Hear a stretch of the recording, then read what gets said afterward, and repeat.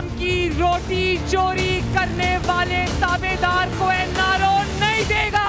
आप इमरान खान से बात नहीं करना चाहते तो फिर आप बताएं किससे करना चाहते हैं, उससे करवा देते हैं। डायलॉग शायलॉग का वक्त अब गुजर चुका है। राब्ता करना बंद करें। इस्लामाबाद पहुंचकर और सिलेक्टेड वजीर आजम का इस्तीफा छीन के रहेंगे। इमरान खान कहीं नहीं जा रहे, हुकूमत कहीं नहीं जा रही, ना ही आप भेज सकते हैं। आइए बात करते हैं और आगे चलते हैं। अस्सलाम वालेकुम। पीडीएम ने 31 जनवरी की डेडलाइन सेट की है और हुकूमत से मुतालबा किया है कि वो मुस्ताफ़ी हो जाए, नहीं तो 1 फरवरी को इजलास बुलाएंगे और इस्लामाबाद के लिए लॉन्ग मार्च की तारीख जो है उसका तयन करेंगे, उसका आगाज़ हो जाएगा। ये आज उनकी कमेटी के इजलास के बाद हतमी तौर पर एक फ़ाइनल अल्टीमेटम कह लें कि वो हुकूमत के लिए दे दिया गया। अब सवालिया निशान इसके ऊपर यह है कि शायद मौलाना फजल रहमान के मुतालबे के ऊपर शायद क्या बल्कि 101% यकीन के साथ इमरान खान इस्तीफ़ा नहीं देंगे, लेकिन सियासी तलखी जिस जगह के ऊपर आ चुकी है, अगर लॉन्ग मार्च शुरू हो जाए और इस्लामाबाद की सड़कों के ऊपर धींगा मुश्ती हो रही हो और दमादम मस्त कलंदर वाला एक सीन हो डी चौक के अंदर, तो ऐसे में मुल्क का निज़ाम यकीनन मफलूज हो जाता है। तो ये जो हमारे पास दस्तयाब 4-6 हफ़्ते का टाइम है, शायद इसके अंदर एक बेहतरीन हाल ये हो सकता है कि हुकूमत और अपोजिशन कंस्ट्रक्टिव इंगेजमेंट, जो तामीरी एक आपस में इंगेजमेंट है, उसका आगाज़ करें। जो हल तलब मसले हैं उसमें 3-4 पाकिस्तान में बुनियादी इशूज़ हैं। इलेक्शन का नतीजा मानता कोई नहीं है, उसकी शफाफियत के ऊपर सवालिया निशान रहता है। जो हारता है वो कहता है मेरा इलेक्शन चुरा लिया गया। इसी तरीके से अकाउंटेबिलिटी मैकेनिज़्म वो सैफुर रहमान का हो या मौजूदा नैब हो, इंतहाई मुतनाज़ा है, शफाफियत से बिल्कुल आ रही है, इसको कोई नहीं मानता। पाकिस्तान की इकॉनमी कैसे चलानी है उसके ऊपर सवालिया निशान है। जो इस्टेब्लिशमेंट की इंटरफेरेंस है पॉलिटिकल सेटअप के अंदर, उसके ऊपर एक ब्रॉडर अंडरस्टैंडिंग की ज़रूरत है। इन 3-4 इशूज़ को सामने रख कर अगर पाकिस्तानी कौम के रहनुमा किसी नतीजे पर पहुंच जाएं तो जमहूरियत की बका के लिए अच्छा है, नहीं तो सारों का इसमें नुकसान होगा। तकरीबन मामला उसी समत में वापस जा रहे हैं जहां 2014 में हमने होते हुए देखा था।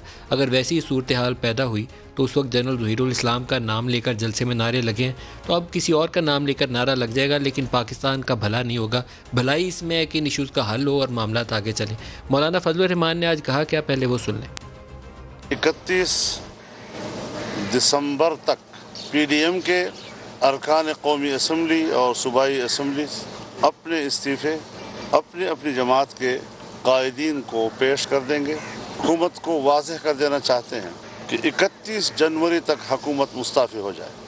अगर 31 जनवरी तक हुकूमत मुस्ताफ़ी नहीं होती तो फिर सरबराही इजलास 1 फरवरी को इस्लामाबाद के लिए लॉन्ग मार्च का ऐलान कर देगा।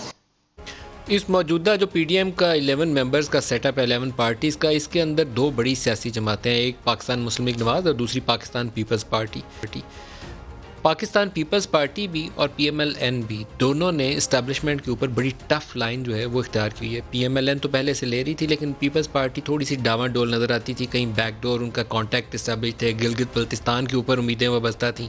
लेकिन अब दोनों के लहजे में हमें वो एक ही तेज़ी और तुंदी नज़र आई है। मरियम नवाज़ ने क्या कहा, पहले वो सुन लें। 3 साल फिरौन की तरह कहता रहा मैं नारो नहीं दूंगा, आज वही इंसान पीडीएम से और नवाज शरीफ से एनआरओ मांग रहा है। पार्लियामेंट में बैठ के मैं पीडीएम के साथ डायलॉग करूंगा। मैं आवाम से पूछना चाहती हूं, कौन सी पार्लियामेंट? वो वाली पार्लियामेंट जिसको आईएसआई का एक रिटायर्ड कर्नल चला रहे, वो वाली पार्लियामेंट तुमको जाना होगा। पाकिस्तानी सियासत में बाद चीज़ें काबिल अफसोस है और उन्हीं में से एक ऐसे नारे हैं जिसमें अभी एक कर्नल का जिक्र आता है। जब फैटफ के कवानीन के ऊपर मंजूरी का अमल चल रहा था तो फैटफ के इजलास के लिए सारा कॉन्टैक्ट जो था हमारी पॉलिटिकल लीडरशिप जो अपोजिशन की है उनका मिलिट्री इस्टेब्लिशमेंट के साथ था। और वो फेमस हमारे पास वो डिनर की कहानी भी मौजूद है कि फैटफ के बिल पास करवाने के बाद ये खाना खाने सारे लोग पिंडी गए थे। काबिल अफसोस ये है कि ये काम प्राइम मिनिस्टर को करना चाहिए था। प्राइम मिनिस्टर लीड रोल में रहते, इनको इंगेज करते। अगर मिलिट्री की इनपुट दरकार थी हमारी सिक्योरिटी इदारों की, तो उनको सामने लीडर्स को बिठा के प्राइम मिनिस्टर चेयर करते और उनको इनपुट दी जाती। प्राइम मिनिस्टर ने इनसे इंगेज नहीं किया। مجبوراً انگیج کرنا پڑا پنڈی کو، اور پنڈی نے ان لوگوں سے ایک براڈر انڈرسٹینڈنگ پیدا کی، اور اسی حوالے سے یہ مریم کا الزام سامنے آتا ہے کہ ایک کرنل چلا رہا ہے. کرنل پارلیمان کو اگر چلا رہا تھا تو آپ لوگ پھر کھانا کھانے پنڈی نہ جاتے، بتا دیتے ہم نے کھانا نہیں کھانا، فیٹ ایف کو اپوز کر دیتے، کہتے کہ ہم نے بلوں پہ حصہ بھی نہیں لینا. ساری چیزیں سامنے آنی چاہیے. بعد ازاں کسی اور طریقے سے نعرے مارے جائیں تو مناسب نہیں لگتا. دوسرا جو ان کا حصہ تھا وہ جنرل پاشا اور جنرل ظہیر الاسلام کے ناموں کے حوالے سے تھا. دکھائیے گا وہ بھی.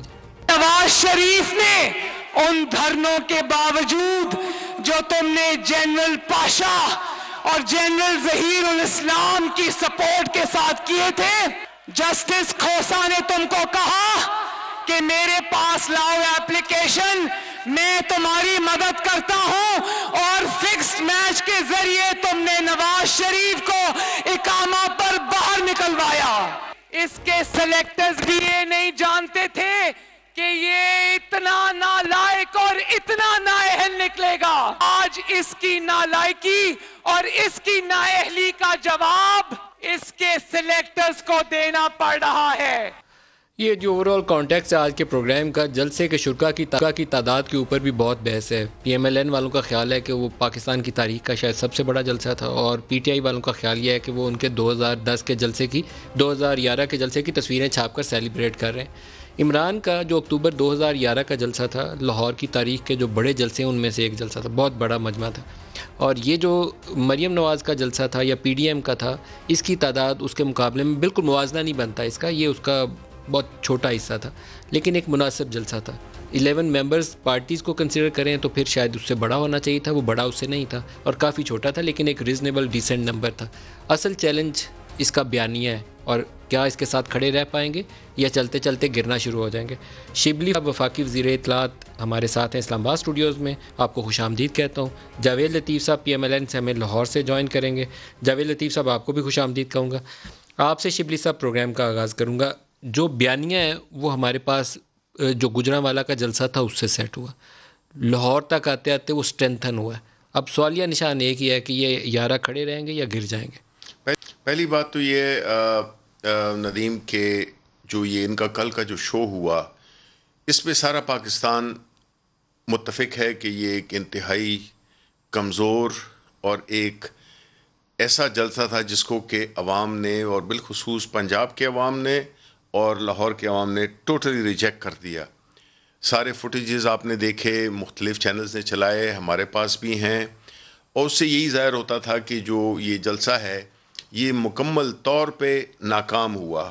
آج جو ان کی میٹنگ ہوئی ہے اس میں بھی یہ زیر بحث رہا کہ ان کو پتہ چل گیا کہ کوئی بھی کام نہیں کر سکے جو بھی ان کے الیکٹڈ ریپرزینٹیٹیو تھے یا پارٹی جو کارڈرز تھے، کہ جو لاہور خاص طور پہ جو کہ سمجھا جاتا تھا گڑھ پاکستان مسلم لیگ نون کا، جس میں کہ انہوں نے اکثر سیٹیں بھی جیتی تھیں، لیکن اب جو سیاسی جو ماحول بنا ہوا ہے اس میں انہوں نے بالکل ریجیکٹ کر دیا. آپ کے خیال میں کیوں نہیں آئے لوگ زیادہ تر؟ وہ اس لیے نہیں آئے بیکاز دیکھیں لوگ بڑے میچور ہو گئے ہیں، اور خاص طور پہ لاہور کے لوگ بڑے میچور ہیں. ہماری سیاست میں اب ایسا وقت آ گیا ہے جن کو کہ پتہ ہے کہ اگر کوئی ملک کی کاز ہو، کوئی عوامی مفاد کی بات ہو تو اس کے لیے تو وہ حاضر ہوتے ہیں، لیکن جب ایک ذاتی مفاد کے لیے ایک جنگ لڑی جا رہی ہو تو اس کو وہ ساتھ نہیں دیتے ہیں. اور یہ اس کا ایک سب سے اہم ترین اور تازہ ترین ثبوت تھا کہ انہوں نے نواز شریف کے بیانیے کو اور ان کی جو ذاتی جنگ ہے جس میں کہ وہ اپنے آپ کو اور اپنی فیملی کو بچانے کی کوشش کر رہے ہیں، ساتھ ہی ساتھ جو ہے نا انہوں نے اپنی پارٹی کو تباہی کے دہانے پہ کھڑا کر دیا ہے. اور وہ پارٹی جو کہ پہلے تو ایک پنجاب کی پارٹی تھی، اب وہ اس کو واپس گوال منڈی کے لیول پہ لے گئے ہیں. تو کہنے کا مقصد یہ ہے کہ ایک آپ سے سوال پوچھ لوں جاوید صاحب سے جانے سے پہلے. پی ڈی ایم نے 31 جنوری کی ڈیڈ لائن سیٹ کی ہے کہ استعفیٰ دے دیں نہیں تو لانگ مارچ ہوگا. تو پھر آپ لوگ استعفے لکھ کے جیب میں رکھ رہے ہیں، کیا کر رہے ہیں؟ نہیں، ہم کیوں لکھ کے رکھیں گے؟ یہ تو میں تو خوش قسمتی سے پی ایم ایل این یا کسی اس پارٹی سے تعلق نہیں ہے. ہم نے تو یہ بات استعفیٰ لینے آ رہے تھے اور اب استعفیٰ دینے پہ آ گئے ہیں. یہ بات دیکھیں، یہ سارے جو ان کے جو 31 جنوری کی ڈیڈ لائن کے اوپر کیا کہتے ہیں؟ نہیں دیکھیں، یہ ڈیڈ لائنز یہ ہمیشہ گول پوسٹ پہ شفٹ کرتے رہیں گے بیکاز ان کو عوام کی طرف سے سپورٹ نہیں مل رہی ہے. آپ جتنے بھی ان کے جلسے دیکھیں انہوں نے گجرانوالہ جلسہ میں کیا، پاک فوج پہ حملہ کیا، انہوں نے پشاور میں کوئٹہ میں جلسہ کیا، کراچی میں جلسہ کیا، قائد اعظم کے مزار کی بے حرمتی کی. کوئٹہ کا جلسہ کیا, وہاں پہ پاکستان کو یا آزاد بلوچستان کا نعرہ لگا. اب کل لاہور میں پنجابیوں کے خلاف ان کے پلیٹ فارم سے بات ہوئی, تو قابل مذمت الفاظ ہیں چکزئی صاحب. نہیں, قابل مذمت تو ہیں, لیکن اس میں باقی جماعتوں کو انہیں مذمت کرنی چاہیے, ان کو کرنی چاہیے تھی نا, لیکن انہوں نے نہیں کی. انہوں نے ان کو پاکستان توڑنے کی یا آزاد بلوچستان کی بھی انہوں نے مذمت نہیں کی. انہوں نے قائد اعظم کے مزار کی بے حرمتی کی نہیں کی. انہوں نے جو گجرانوالے میں جو باتیں کی تھیں نواز شریف نے, اس کی مذمت نہیں کی. تو اس کا مطلب ہے کہ یہ اس کے ساتھ ہیں, جو بھی ان کے جو لوگ ہیں جو پارٹی کے ممبران ہیں. اور نہ مریم نے پنجاب سے ہوتے ہوئے, لاہور سے ہوتے ہوئے, انہوں نے اتنا بھی لاہور کے شہریوں کے نمک کا حق ادا نہیں کیا کہ وہ کم از کم, یا جو ادھر خواجہ سعد رفیق یا اور جتنے ان کے پنجاب کے جو سٹال وارڈس ہیں, اس کا ایک جملہ سنوائی دیں یار چکزئی صاحب, ایسے لوگ سوچتے رہیں گے پتہ نہیں کیا کہا تھا, سنا دیں وہ جملہ. انہوں نے کنڈیم نہ کر کے وہ انڈورس کیا ہے, سنوائیے گا جی. تو جس کی یہ حالت ہو تو اس کو عوام ہمیں گلہ ہے ہندوستان کے باقی رہنے والوں کے ساتھ, ہندو, سکھ اور دوسروں کے ساتھ تھوڑا سا ساتھ لاہوریوں نے بھی دیا انگریزوں کا, اور سب نے مل کر افغان وطن کو قبضہ کرنے کے لیے انگریزوں کا ساتھ دیا. وطن پاکستان ہے چکزئی صاحب, جو سارا دکھ درد ہے ہمارا وہ پاکستان کے ساتھ جڑا ہوا ہے, اور ہر چیز, ہر نعرہ, ہر سیاست اور ہر جو موومنٹ ہے اس کا رخ اور اس کی پاکستان کی مضبوطی کے لیے ہونا چاہیے. پاکستان وطن کی بات کر کے اس کے صرف دکھڑے میں رونے ہیں کہ اس کو مضبوط کیسے کرنا ہے, اس کاز کے لیے کام کرنا ہے. باقی وطن جو ہے وہ اللہ انہیں بھی قائم رکھے, لیکن ہمارا جو آبجیکٹیو ہے اور ایم ہے پاکستان کی مضبوطی ہے. جاوید لطیف صاحب, آپ اس کے اوپر کیا رد عمل دیں گے؟ شکریہ ندیم ملک صاحب. اس سے پہلے میں تھوڑا سا عرض کر دوں اگر آپ اجازت دیں تو. انہوں نے کہا کہ پہلے تو چکزئی صاحب پہ بتا دیں تاکہ ہم اس ٹاپک سے آگے نکل جائیں. پہلے تو اس پہ بتا دیں, پھر میں باقی ٹاپک کی طرف لے کے آتا ہوں. بتائیں کہ چکزئی صاحب کی اس بات میں غلط کیا ہے, مجھے صرف یہ بتا دیں. آپ ان کے ساتھ مل کے باقاعدہ پاکستان کے خلاف کام کرتے رہے, ہندوؤں کے ساتھ اور انگریزوں کے ساتھ مل کے. مجھے یہ بتائیں کہ انہوں نے کہا کہ پاکستان کے خلاف لاہور کام کرتا رہا. جس زمانے کا انہوں نے ذکر کیا وہ آپ کو پتہ چل گیا کہ کس زمانے کا انہوں نے ذکر کیا.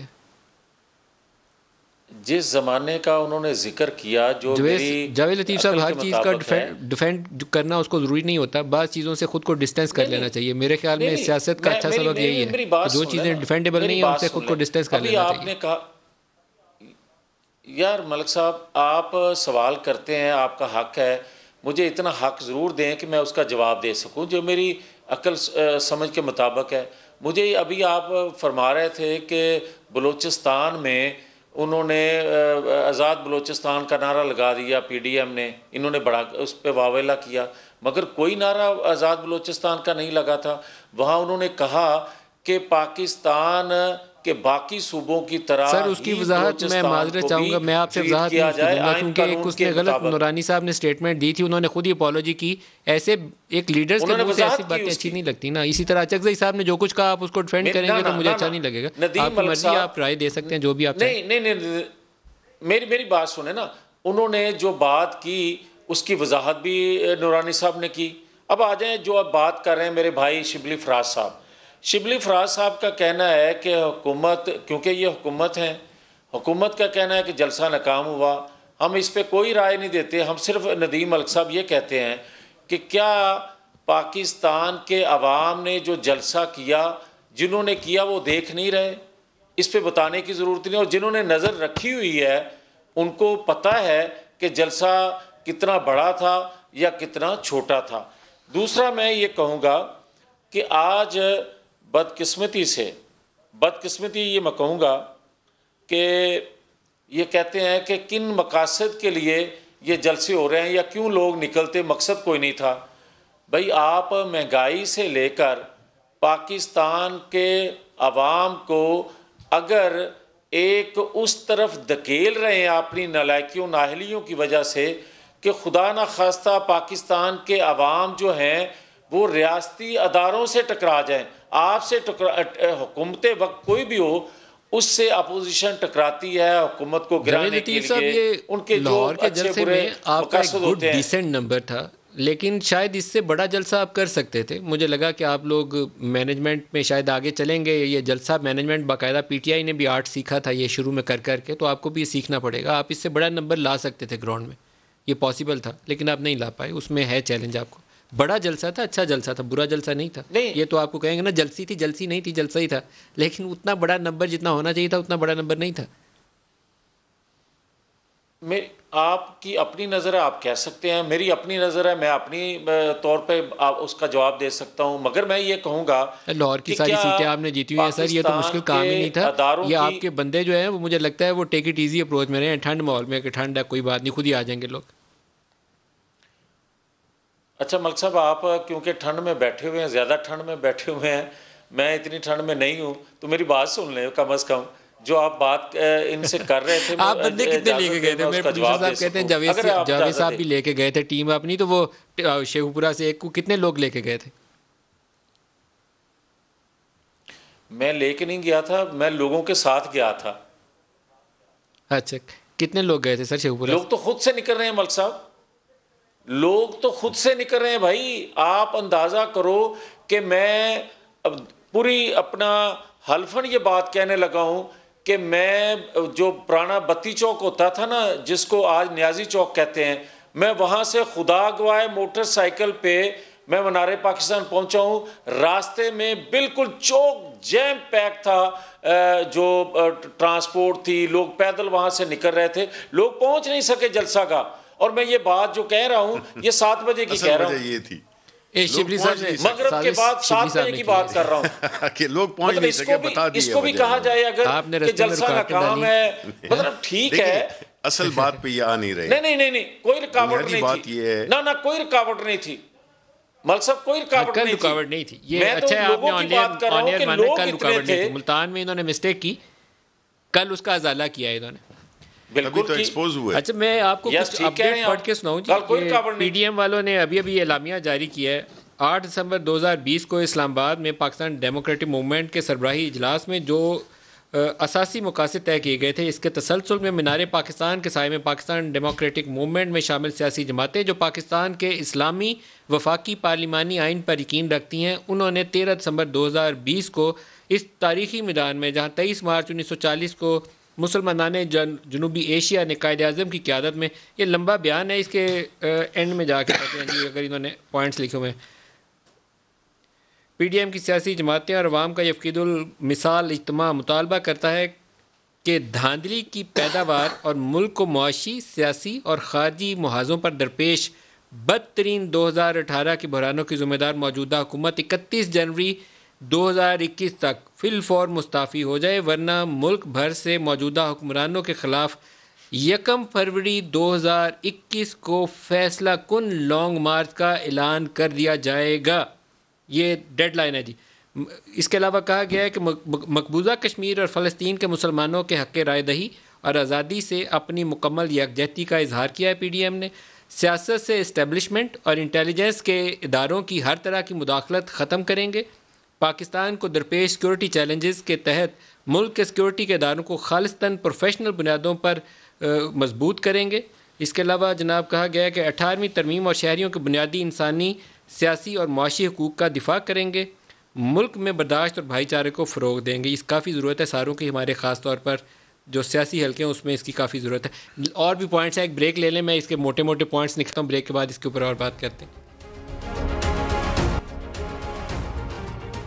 پروگرام میں دوبارہ آپ کو خوش آمدید کہتے ہیں. شبلی صاحب, جو اعلامیے میں انہوں نے نکات لکھے کہ اسٹیبلشمنٹ کا کردار سیاست سے ختم کیا جائے, بڑا نوبل آبجیکٹیو ہے, مل کے کام کر لیں, اس کے اوپر کیا جاتا ہے اس میں؟ دیکھیں, پہلی بات تو یہ کہ ہمیں یہ سمجھنا ہوگا کہ یہ باتیں ان کو تب کیوں یاد آتی ہیں جب یہ اقتدار میں نہیں ہوتے.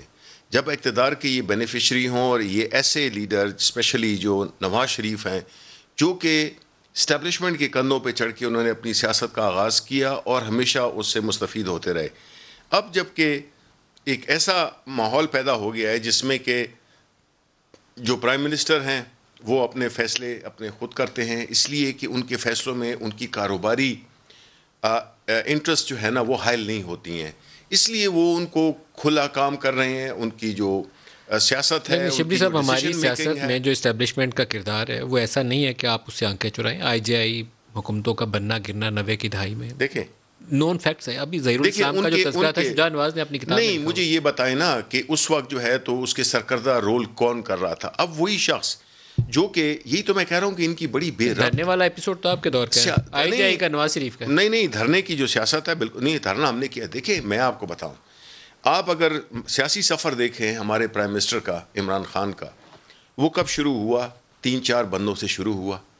ایک ایسا شخص جو کہ دنیا کا جیٹ سیٹر تھا, اس نے اپنی وہ پرتعیش اور ایک آسان اور اچھی زندگی, فیم, ہر چیز چھوڑ کے آ کے جی اس نے اسپتال بنایا, اس نے یونیورسٹیز بنائی, اس نے ایک ایسے پاکستان کے لیے اپنا کی حاصل کرنے کی کوشش میں. سر پاکستان نے اس کی اتنی عزت کی کہ اسے وزیر اعظم پاکستان بنا دیا. پاکستان نے اس کی عزت کی نا جی, تو آپ نے جواب خود ہی دے دیا, بنا دیا. لیکن میں تو سوال میرا ابھی بھی قائم ہے کہ اسٹیبلشمنٹ کا جو رول ہے پاکستانی سیاست میں وہ ایک ہسٹوریکل فیکٹ ہے, اس کے اوپر آپ انگیج کرنے. اس پہ بحث میں نہیں کر رہا ہوں, میں تو ڈس ایگری نہیں کر رہا ہوں. میں تو آپ کو یہ بتانے کی کوشش کر رہا ہوں کہ آج وہ لوگ جو کہ یہ بیانیہ لے کے چل رہے ہیں جس میں کہ وہ بنیادی طور پہ تقسیم چاہ رہے ہیں, کبھی بھی یہ بات نہیں ہوئی تھی کہ آپ جو سربراہ ہے ادارے کا اس کو اور کچھ لوگوں کو آپ علیحدہ کر کے سنگل آؤٹ کر کے آپ پورے ادارے کو تقسیم کرنے کی کوشش کریں. یہ کبھی نہیں ہوا تھا.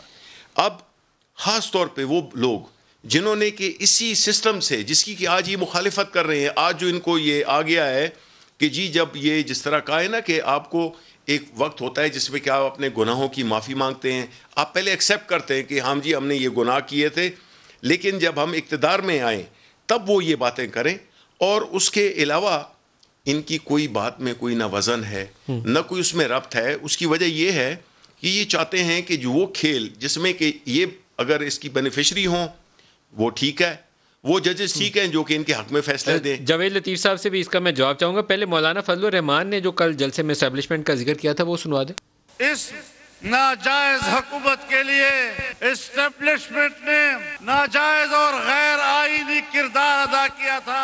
اس کے زخم اب گہرے ہوتے چلے جا رہے ہیں, اور آنے والے دنوں میں اس پاکستان کے اندر ایک انارکی دیکھ رہا ہوں کہ کہیں آنے والے دنوں میں ہمیں وہ حالات نہ دیکھنے پڑے جہاں اسٹیبلشمنٹ بمقابلہ پاکستانی عوام کے نظر آئے اور ایک دوسرے کے آمنے سامنے کھڑے ہو جائیں.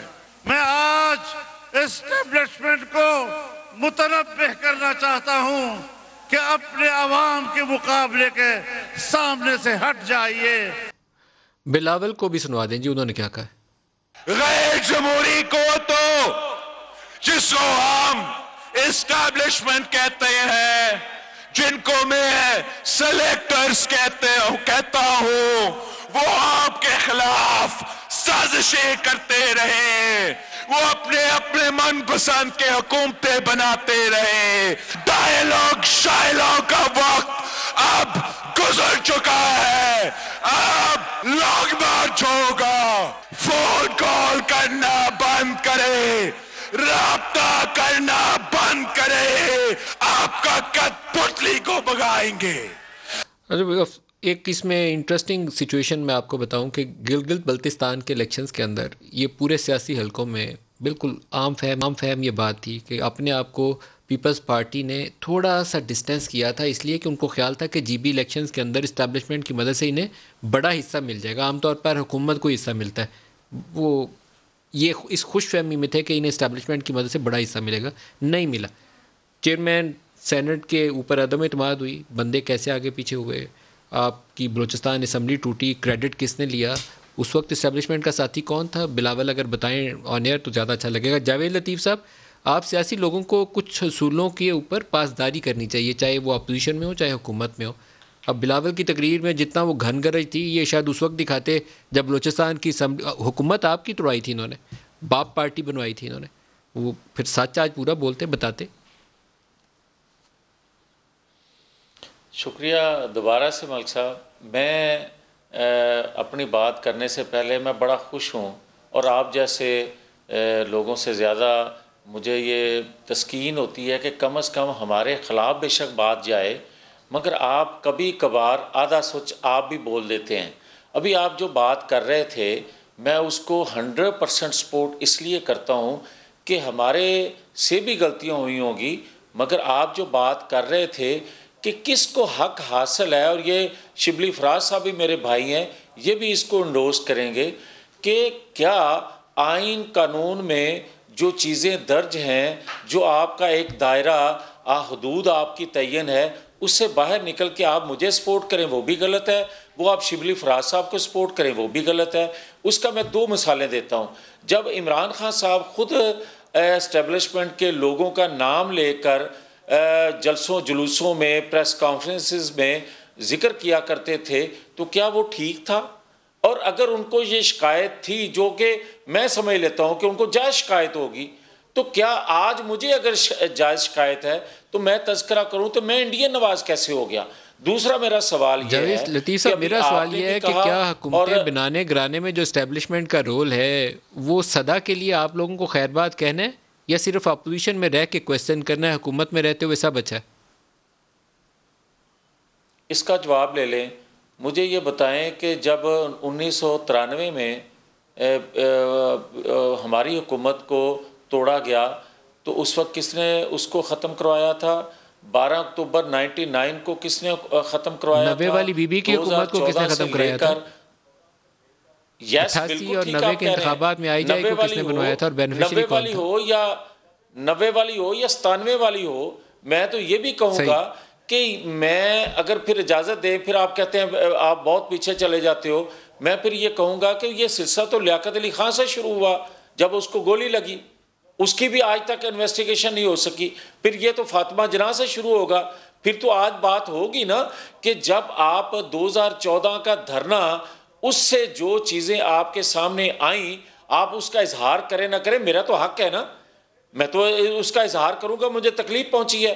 اور میں اس وقت اگر کہتا ہوں کہ یہ مداخلتیں ہو رہی ہیں، اور پھر مجھے یہ بتائیں کہ ایک ISPR کا سٹیٹمنٹ آ جاتا ہے، مگر آج اس وقت کیوں نہیں آتا جب مولانا غفور حیدری صاحب ذکر کرتے ہیں کہ ہم سے یہ کہا گیا؟ پھر اس وقت ISPR کا سٹیٹمنٹ کیوں نہیں آتا جب آج کے پنجاب اسمبلی کے سپیکر اظہار کرتے ہیں کہ میری جماعت کو توڑ کر PTI کو بنایا گیا؟ اس وقت بھی وضاحت آنی چاہیے تھی، رد عمل آنا چاہیے.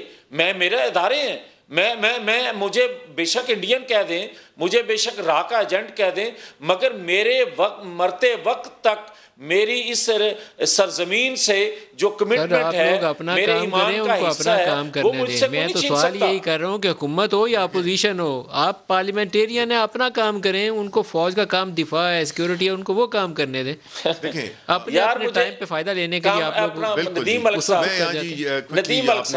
ایک سیکنڈ کے لیے میں شبلی فراز صاحب سے بھی عرض کروں گا اگر مجھے موقع دے دیں، یہ میرا جواب لے لیں، میرا ایک جملہ لے لیں ندیم ملک صاحب کے لیے اثاثے بنانے کے میں دوبارہ آتا ہوں جاوید صاحب آپ کی طرف. ان پہ بڑی سیریس الیگیشنز لگائی ہیں اور لگی ہیں کہ انہوں نے یہ کس طرح سے غیر قانونی اثاثے بنائے. چاہیے تو یہ تھا کہ وہ بتاتے، اس کا ذکر کرتے. اب اسی طرح نواز شریف ہیں جو کہ ابھی چے گویرا بن گئے ہیں، وہ ایک انقلابی لیڈر بن گئے ہیں. مجھے یہ بتائیں کہ یہ ساری بحث جو ہے تو یہ ان کے پاس تو نہ تو کوئی اخلاقی بنیاد ہے، نہ ان کے پاس ان کا بنتا ہے کہ یہ اس قسم کی باتیں کریں. اور بنیادی یہ چیز کیوں ہو رہی ہے؟ سر اسٹیبلشمنٹ کے بل بوتے کے اوپر آپ حکومت بنائیں یا کسی کی حکومت گرائیں، اس کا کوئی اخلاقی جواز نہیں ہوتا. نہیں، آپ جمہوری طریقے سے کوشش کریں. ایک سیکنڈ ندیم، میں آپ کو یہ بتانا چاہتا ہوں کہ یہ لوگ جو کہ آج اس طرح کی باتیں کر رہے ہیں، جو آئین اور قانون کی بالادستی کی بات کر رہے ہیں، وہ آیا اس کی جو تشریح ہے وہ ان کے مطابق ہو؟ یہ آئین اور قانون کی پاسداری ہے کہ ایک بندہ عدالت سے فرار ہو کے مفرور، جس کو عدالت نے ڈکلیئر کیا ہے، صرف اس لیے کہ اس سے اثاثوں کا پوچھا گیا، وہ بجائے اثاثے کا جواب دینے کے لیے کہ جو دولت بنائی ہے انگلینڈ میں، محل بنائے ہیں، اس نے اربوں روپے کی جائیداد بنائی ہے، اس کی اپنی اولاد جو ہے تو وہ اس سے مستفید ہو رہی ہے. یہ لوگ آ کے ہمیں بتائیں گے کہ ہمیں اس ملک میں کیا ہونا چاہیے یا کیا اسٹیبلشمنٹ کا کیا رول ہے، اس کا کیا رول ہے. یہ سب کچھ کیا جا رہا ہے ندیم، یہ اپنی چوری کا مال بچانے کے لیے کیے جا رہا ہے، اس کا اور کوئی مقصد نہیں ہے. یہ ساری تھیوریٹیکل باتیں یہ کر رہے ہیں، ان کو خود بھی پتہ ہے کہ یہ اس پہ یقین ہی رکھتے ہیں، جب اقتدار میں رہیں اس میں پھر یہ کاروبار میں مصروف ہو جاتے ہیں, پیسہ بنانے میں مصروف ہو جاتے ہیں, اور جب یہ اپوزیشن میں ہوتے ہیں تو یہ مظلوم بن جاتے ہیں. یہ ہر قسم کی انقلابی باتیں کرتے ہیں. ایک ملک کو ایک ایسے نیریٹو میں انہوں نے ڈال دیا ہے کہ جس میں کہ یہ شو کر رہے ہیں کہ یہ بڑے جمہوری لوگ ہیں. یہ جمہوریت ہے, یہ قانون سے اور آئین کی پاسداری ہے کہ جس میں ملک سے بھاگ کے یہ چلے گئے ہیں, جواب دے نہیں رہے ہیں. جو سوال عدالت نے پوچھے ہیں یہ کنوکٹڈ لوگ ہیں. آپ نے اسحاق ڈار کی باتیں نہیں سنی, آپ نے ان کے باقی لیڈرز کی باتیں نہیں سنی ہیں. ان کو بجائے اس کے کہ یہ عوام کو اس چیز میں کنفیوز کریں کہ جی فوج کا کیا کردار ہے, پارلیمنٹ کا کیا کردار ہے, عوام کا کیا کردار ہے, وہ کریں تب جب یہ اقتدار میں ہوں, جو کہ اب یہ بدقسمتی سے یا خوش قسمتی سے جو ہے نا اب یہ ہونے والا نہیں ہے. اب انہوں نے اپنی دیکھیں مجھے چور لٹیرے کا نعرے اور چھاپ لگا کے نا ہر ایک بندے کو آپ اسی ملک میں شامل نہیں کر سکتے. اچھا آپ یہاں پہ کہہ دیں, آپ جنبش قلم ساروں کو چور لٹیرا قرار دے دیتے ہیں, آپ ندیم کہہ دیں یہاں پہ کہ نواز شریف وہ نہیں دے رہے ہیں, آپ جواب دے دیں, بیکاز آپ دوسرے لفظوں میں یہی کہہ رہے ہیں نا کہ یہ چور لٹیرے.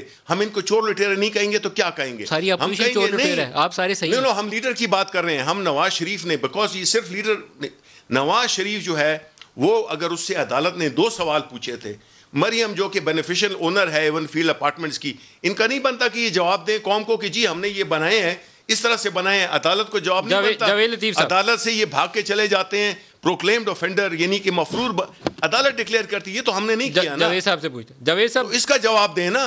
جاوید صاحب یہ اسٹیبلشمنٹ کا سیاست سے کردار ختم کرنا اور ٹرانسپیرنٹ اکاؤنٹیبلٹی دونوں بڑے اچھے کام ہیں, تو نواز شریف صاحب کو آ کے اس پروسیس کو لیڈ کرنا چاہیے. ہمارا تو خیال یہ تھا کہ وہ وہ آئیں گے, اعلان کریں گے. لاسٹ کامنٹ, وہ اعلان کریں گے پاکستان آنے کا اور کہیں گے کہ جی استعفے آپ میرے پاس جمع کرائیں اور میں اپنے آپ کو قانون کے حوالے کرتا ہوں. یہ ہم سننا چاہتے ہیں. میں وفاقی منسٹر سے مخاطب نہیں ہوں, میں شبلی فراز صاحب سے مخاطب ہوں. میں ان کی خدمت میں صرف 2 باتیں عرض کرنا چاہتا ہوں اگر مجھے اجازت دیں. پہلی بات تو یہ ہے کہ شبلی فراز صاحب فرماتے ہیں کہ یہ کرپٹ ہیں. مجھے شبلی فراز صاحب بتائیں گے کہ ان کی بڑی فہم و فراست ہے, بڑی تاریخ سے ان کو لگاؤ بھی ہے, جانتے بھی ہیں, پڑھی ہے انہوں نے تاریخ. 1958 میں فیروز خان نون اور حسین شہید سور وردی کو کرپٹ کہہ کے ان کو نااہل نہیں قرار دیا گیا تھا. جو آج ہمیں آپ کرپٹ کہہ رہے ہیں یہ پرانا بیانیہ ہے, یہ پرانا چورن ہے جو آج بک رہا ہے, بکے گا نہیں. شہید سور وردی کا مثال دینے سے پہلے 90 کی تاریخ دیکھ لیں. 90 میں جو نواز شریف کی اور بی بی کی اسمبلیاں تھیں, ساروں پہ کرپشن کا ایلیگیشن تھا جو توڑی گئی تھی. ہم آگے کیوں نہیں بڑھ پاتے؟ ہم سیف الرحمان کے احتساب سے نہیں درست ہو سکے, موجودہ نیب سے بھی نہیں ہو سکیں گے. جاوید صاحب اس کے لیے شفافیت چاہیے, کمٹمنٹ چاہیے آپ لوگوں سے. ملک صاحب اگر انٹرپٹ کیے بغیر مجھے 2 منٹ بھی دے دینا تو میں اپنی بات مکمل کر لیتا ہوں. جب آپ انٹرپٹ کرتے ہیں میری بات بھی مکمل نہیں ہوتی, آپ کا ٹائم بھی ضائع ہوتا ہے. میں آپ کو یہ کہوں گا, یہ آپ صحیح کہہ رہے ہیں. آپ اس کا کیا نام بتایا, اس کا احتساب کمیشن جو کیا نام تھا اس کا, سر سیف الرحمان اور جسٹس جاوید اقبال دونوں کے احتساب کے نظام سے احتساب نہیں ہو رہا. یہ میں آن ایئر کہہ رہا ہوں کہ شفافیت چاہیے, شفافیت نہیں. ندیم وہ قانون پی ٹی آئی نے بنایا تھا, جاوید اقبال کو ہم نے لگایا تھا, وہ انہوں نے لگایا تھا نا سر. جس نے بھی لگایا تھا پاکستان میں ابھی انصاف نہیں ہو رہا. حکومت کس کی تھی؟ نواز شریف. یہ مناسب نہیں ہے. خورشید شاہ, شاہد خان صاحب, جو بھی ہے انہوں نے نہیں کیا تھا. حکومت سے متاثر ہے. اپوزیشن مظلوم ہے, اپوزیشن کی بھی بات سن لیں, میری بات سن لیں. سر آپ تھوڑے دن باہر ہیں سر, آپ کو جلدی انہوں نے ڈالا بھیجنا ہے, تیاری کر رہے ہیں. شبلی صاحب بات کہہ لیں آپ. چل ان کی مہربانی ہے, ان کی مہربانی ہے. میں تو 2.5 سال سے دیکھ رہا ہوں, مگر میں ان کی خدمت میں یہ عرض کرتا ہوں کہ آپ سیف الرحمان کا ذکر کریں, جاوید اقبال کا ذکر کریں, یا آج کے وزیر داخلہ جس مقصد کے لیے لگائے گئے ہیں ان کا ذکر نہ کریں. مگر میں آپ کو یہ پوچھنا چاہتا ہوں کہ میں اگر یہ کہوں کہ ادارے جو ہیں وہ دوسرے اداروں میں مداخلت نہ کریں یا ڈیمانڈ ہو میری اپوزیشن میں یا اقتدار میں, تو کیا غلط ہے؟ دوسرا آپ احتساب کا ذکر کرتے ہیں, سیف الرحمان والا نہیں ہونا چاہیے یا اس کا جاوید اقبال والا نہیں ہونا چاہیے, بات درست ہے, کون اس کو غلط کہے گا؟ اسی طرح اگر میں یہ بات کروں کہ معیشت کا بیڑا غرق ہو گیا ہے, معیشت کو سنبھالنا دو اور ہماری معیشت 2018 میں جو چھوڑ کے گئے تھے اس سے موازنہ کرو, کیا ہم غلط کہتے ہیں؟ اسی طرح سب سے بڑا ایشو جو ہے ندیم ملک صاحب, وہ ذرا غور سے سن لیجئے گا. آپ نے ایک کلپ سنوایا ہے مولانا فضل الرحمان کا, جو انہوں نے کہا کہ عوام کو اداروں سے मत टकराने का मौका दो, या अवाम जो है अदारों के आमने सामने खड़ी हो जाए। इससे बड़ी खौफनाक बात पाकिस्तान के लिए कोई और हो नहीं सकती, और ये बात इससे पहले हो चुकी है। मशरकी पाक आज कोई भी ये बात माने ना माने, मगर अदारों के सामने उस वक्त के अवाम खड़े हो गए थे तो मशरकी पाकिस्तान हमसे अलग हो गया था। आज भी मैं एक पाकिस्तानी की ये बात कह रहा हूँ, इनकी नालायकियों से, इनकी जिद से, इनकी हट धर्मी से, जिस तरह इनकी सरपरस्ती हो रही है, पाकिस्तान की तबाही हो रही है। खुदा के लिए सुनने वाले सुने, अगर मुझे यहाँ पाकिस्तान से किसी को मोहब्बत है, ब्रेक ले लेंगे। पीडीएम का एलामिया कहता है कि मौजूदा नाहल सिलेक्टेड हाइब्रिड रजीम, इसको फौरी तौर पर चलता किया जाए और नए इंतखाबात करवाए जाएं। कबूल है जी आपको शिबली साहब? देखें जी, अगर इनका ये ख्याल है, ये लाख छलांगे मार लें, ये लाख जलसे कर लें, और कल इनको अपनी हैसियत का पता ही चल गया है। ये लाख मुख्तलिफ़ किस्म की गुफ्तगू में उलझाएँ लोगों को, लेकिन असल चीज़ ये है कि इनकी जो चोरी है, इनकी जो इन्होंने जो इस मुल्क को लूटा है, उसका हिसाब इनको देना होगा, और वो इंशाल्लाह इमरान खान ही लेगा। बिकॉज ये जिस चीज़ की बिल्कुल टुवर्ड्स द एंड एक आपसे दरख्वास्त करूंगा, इंगेज अपोजिशन कंस्ट्रक्टिवली। देखें, हम तो कुछ कवानीन मुतनाज़ा हैं, उनको एड्रेस करना चाहिए। इससे ज़्यादा जमहूरी बात हो ही नहीं सकती है कि प्राइम मिनिस्टर ने ये बड़े क्लियरली कहा है कि parliament is the place. Parliament में आएँ, वहाँ पे ये सारी चीज़ों की बातें हों, और कोई भी इशू जो है ये करना चाहें वो डिस्कस करें, लेकिन ये ना करें कि जी आप बात अगर फैटफ की हो रही है और आप जो है ना वो 25 जो है ना 34 जो है उसमें से जो शिकें हैं वो अपनी मर्जी की बना दें। कोई कहता है, शायद खाकान कहता है नैब को बंद कर दें। ये तो चाहते हैं कि एहतसाब हो ही ना, हिसाब पूछा कोई इनसे ना जाए, बिकॉज इनकी जो सियासत है वो बुनियादी तौर पे खड़ी इसी करप्शन पे है। सर, आपके 126 दिन के धरने का खात्मा बातचीत की मेज़ के ऊपर हुआ था और जहांगीर तरीन ने बैठ के एग्रीमेंट किया था PMLN वालों से। आपको अभी भी दोबारा बातचीत करनी चाहिए। नहीं, वो तो देखे ना, सियासी लोग तो बातचीत करते अच्छे लगते हैं। कब रोका है हमने तो कहा है कि हम बातचीत करने को तैयार हैं। हम अगर ये एक बात करते हैं उसकी ज़्यादा तकलीफ होती है, वो ये होती है कि यार आप हर चीज़ पे हमसे बात कर लो। प्राइम मिनिस्टर कह चुके हैं, पार्लियामेंट की फ्लोर पे कह चुके हैं, हम कह चुके हैं, हमने तो कोरोना में भी इनको बुलाया था, उसमें भी ये नहीं आए।